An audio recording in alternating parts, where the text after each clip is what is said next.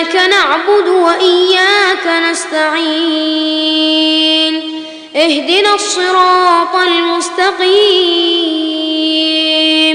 صراط الذين أنعمت عليهم غير المغضوب عليهم